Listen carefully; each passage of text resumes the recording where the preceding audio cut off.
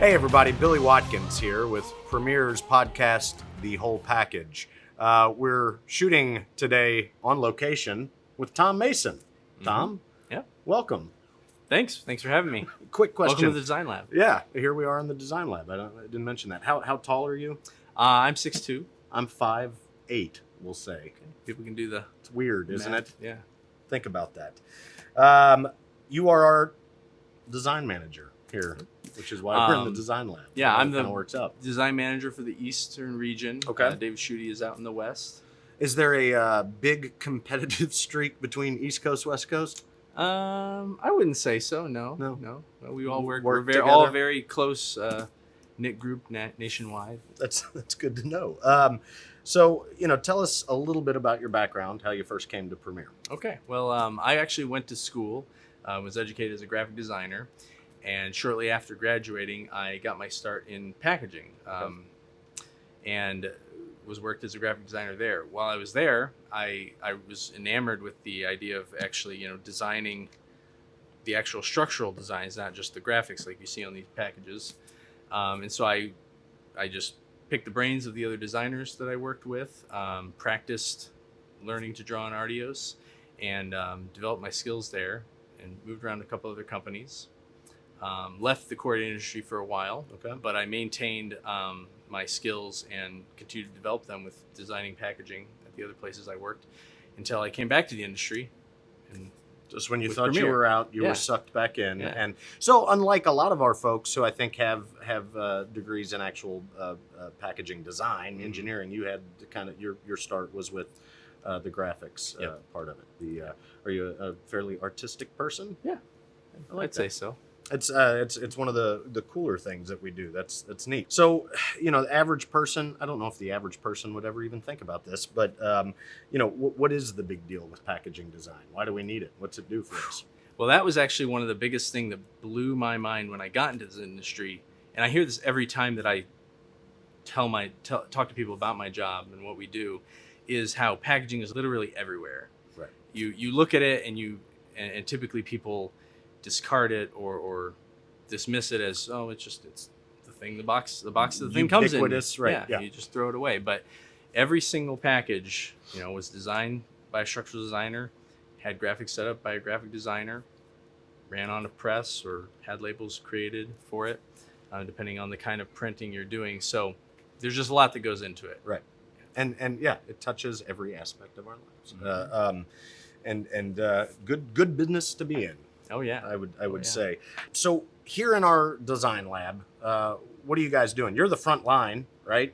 Yep. You are. It's a customer facing position to a certain extent, and there's a lot that goes on with it. So what are you guys doing in here? Yeah, we're a key resource for our sales team. So they're going out, knocking on doors, finding opportunities, and then when those opportunities present themselves, that's when we have to jump into action and help execute designs. So we talked with the rep and sometimes the customers directly about the product they're doing. We try and help and assess what solution is going to be best. Do they just need a simple box to ship through their e-commerce, or do they need more of a whole package like this where it's going to sit on a shelf and it needs to Pop. And help sell the product. Certainly more retail there oriented. So with the machines that we have in the design lab now, specifically that are helping us bring designs to fruition, what do we got? What are we looking at here? So in the Louisville Design Lab, that's our primary design lab, and we've got the most resources and equipment. So we have 2 CAD tables, and that's our primary design tools that we use to prototype. So whether you're getting a plain sample like this is a special die cut that could be used to hold various containers. I believe this was for candy jars and candies, candies, there things we like go. that. Or these boxes we're actually talking on, they're sitting on this table right here. So Right. but we go ahead and when the designers create their designs in their CAD software, we utilize these tables to cut out any manner of designs needed out of a plethora of different materials, boards, so the customer can test and make sure it will function accurately. What are we talking about in terms of time span? If I come in with my widget and say, Billy's selling this these days, and you all have it. What are we talking about from beginning to end to design a package that is going to satisfy, all of my needs?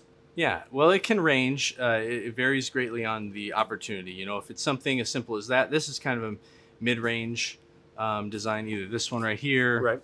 or this, because there's an outer package with a window and an insert, so you have to balance what that's going to look like, how it's going to secure the product. That can take, a week or so, maybe a little longer. When you have larger projects with more intricate fitting parts, that can take a bit longer. But there's also quicker and easier solutions. Several components to something like this. How much of it are you governed basically by what the product is versus what your own creativity, I guess, because it's kind of an art form. Yeah. There's always an aspect of, you kind of have done it before, and you know what would sustain a certain type of item. Right. Glass candles and mugs and things like that. We've done a lot of different packs like that, so we have kind of a plethora of solutions we've pre-developed over the years that we can access, the designers can access to try and execute with the customer's specific need. So things like that do tend to govern, but we're always looking for new opportunities and new ways to look at creating solutions that might be cheaper or fit the customer's specific need a little more particularly. So we've talked about the CAD tables, which basically cut the samples of any particular design you're doing, and then we got this behemoth behind us, which is a lovely thing. What's Yeah, so this is our digital printer. We've had this for about a year.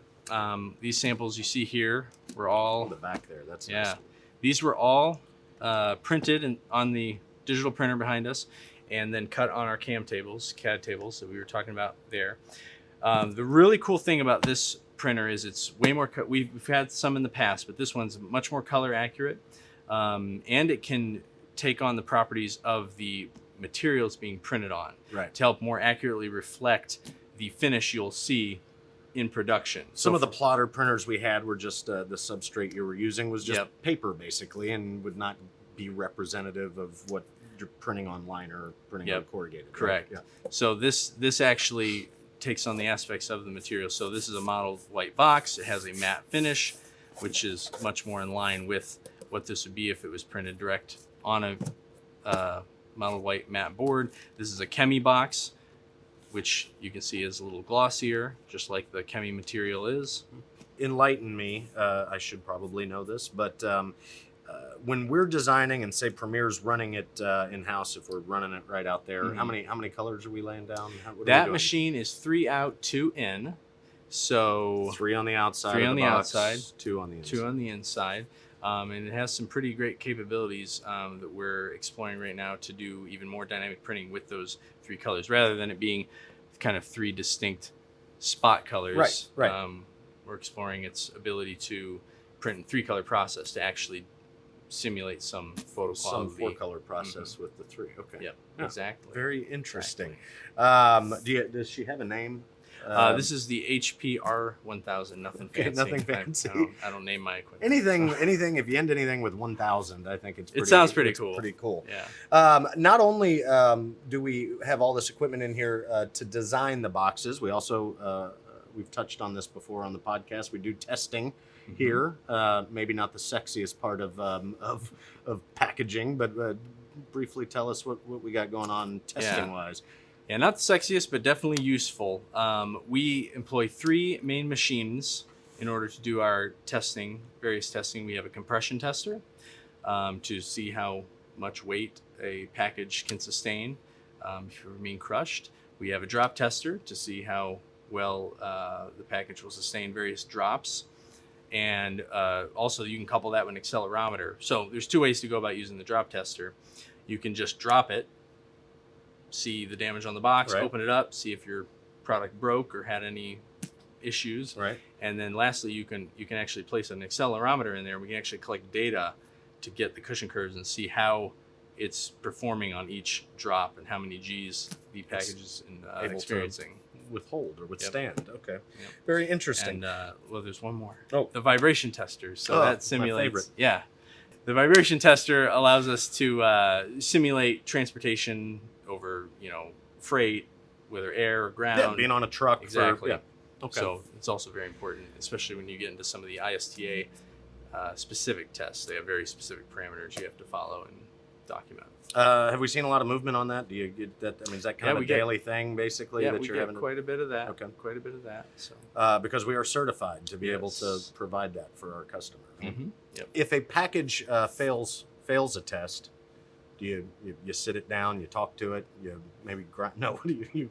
It's back to the drawing board, I guess, right? It can be. So the first step really is to just collect the data, put it in a nice form to present to the customer, and tell them what we're seeing. Because while we want to mitigate damage, it's very rare that you will get 100% mitigation, and you don't typically want 100%, because if you get 100% pass, Right. no damage, then you probably over-engineered It's your box. something- yeah, you're paying too much, right. and so we want to find that middle ground where we're getting you a good package, very minimal damage, save you money on that, but you're not, making it up. Overpaying for just yeah. yeah. Do you ever want to just instead of putting it through the testing machines, do you ever just want to take something out to the parking lot with a sledgehammer or anything like? No. Things like that have been done in the past. I think that'd be fun. That'd be a fun idea for a podcast. We should do that next time. What trends are you seeing? We talk a lot about luxury packaging, cold chains, sustainability. What are you seeing? All three of those are definitely on the rise. We know a little bit of what luxury packaging is. We've talked about it. I saw some pieces that we've sold just earlier today. Cold chain. What? Tell me. What is that? So cold chain is creating packaging that will help sustain cold shipments. Okay. For longer. So we're constantly working and on not developing necessarily that. like on a refrigerated truck. Is that the point? Or Correct. okay. Yes, because it might end up being on small parcel, and you have to Right. sustain a certain temperature for a certain length of time, so it arrives to the customer, Right. Not rotten. And not spoiled. Yeah, Yeah. not spoiled. And we're doing a lot of that. It seems Yep, like, right? yep. Of all different types, I guess. I mean, it's not just food. It's medicines. It's everything. Right? Yeah, it's a lot of different industries have a need for that, and we're working a lot on different solutions, utilizing our strengths and trying to mitigate costs and create more sustainable solutions with them as well. And your all's role in terms of sustainability is crucial. Kind of like what you were talking about before. Mm-hmm. I mean, not over designing a box, but basically designing exactly what you need with the minimal amount of material, right? And that's something that I've seen over my whole life in packaging. I remember even when I was a kid, you would just see boxes that were so big, almost like they were trying to make them a billboard on the shelf. And as Right. time has gone on, that's contracted. And so that's been a challenge in design to be able to offer these solutions where we still make an interesting, dynamic package, but try and make it fit in a smaller. Right. Not just piece. some stock box off a shelf where it's going to be twice as big and then you're filling it with void fill and that sort of thing. Makes way more sense. And the process, all of these things that you guys do, guys and gals, I should say, do here. It's kind of free of charge, right? It's just part of working with Premier. Yep, it's one of our key value adds that we like to offer here. We have a very strong structural team as well as a graphic design team. Like I said, we are able to make printed samples for prototypes, whether a customer needs them for some marketing efforts, or if it's a high-end brand, they just need to understand what it's going to look like and perform ahead of time. Right. We can supply all of that. Where do you think? Where's it going? What's some of the next steps for packaging design in your mind? Yeah, I really think sustainability is probably one of the biggest, especially with e-commerce exploding the way it is. Yeah. There's just so much. It's not going shipping, away. Right, it's Yeah. not going away. Lot shipping direct to people. There's plenty of bulk shipping happening and everything, but we're always looking for new and interesting ways to be able to recycle the materials or cut back to do the same job but with less. Do you have a favorite in your head, something that you've done in the past? Maybe not saying the customer's name, but some sort of a package or a project that you've worked on that you're proud of? I will say I've really enjoyed last several years getting to work more and more with the rigid box and the luxury packaging. Okay. It's Because certainly more graphics in that, right? very Yeah. graphics heavy, and there's a lot of opportunity to do a lot more showcasing with the product, rather than just creating a shipper to keep it safe Right. as it goes over there. As So, we've talked with the luxury packaging, it's much a part of the experience of buying whatever luxury product that you're buying. it's almost the part of the tied product to itself. it. Absolutely. Is, an integral part. Absolutely. Very nice. It's been fun talking to you, Tom. You got anything we can go out in the parking lot and beat up with a sledgehammer or anything? No, we're not going to do that. Okay, all right, fair enough. Well, until next time, everybody, this is Billy Watkins with Tom Mason. Hope you enjoyed watching the whole package. Do you have comments, questions, or ideas about this topic? If so, we'd like to hear from you. Please visit primpack.com/podcast to let us know what you think. Thanks.